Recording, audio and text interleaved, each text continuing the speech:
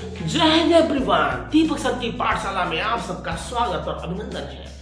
आज मैं एक बहुत ही बेहतरीन टॉपिक आपको समझाने वाला हूं और इसको बहुत ध्यान से देखिएगा। 2025 में इस टॉपिक पर बेस्ड एक क्वेश्चन आया था और जिसमें एक फॉर्मूला मैं आपको बताऊंगा, उसी का उसमें यूज करना था।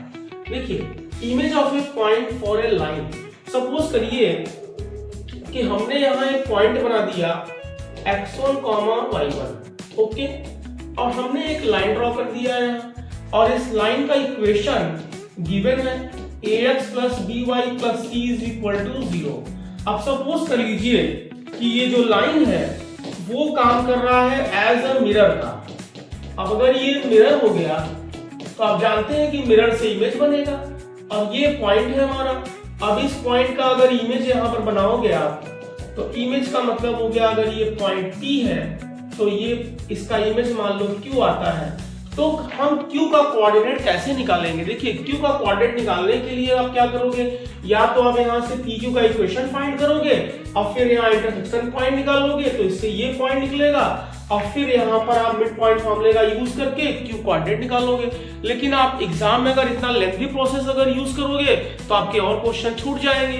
तो इसके लिए मैं एक फॉर्मूला आपको लिखता हूँ। वो फॉर्मूला क्या है, ध्यान से समझिए बच्चों।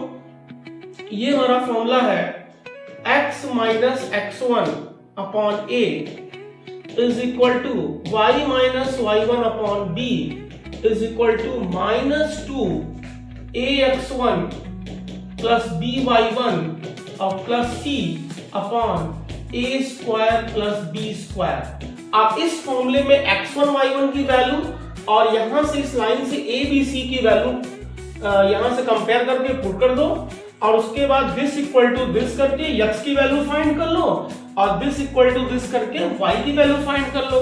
तो x, y is the image of point P। Okay बच्चों, थैंक्स फॉर वॉचिंग।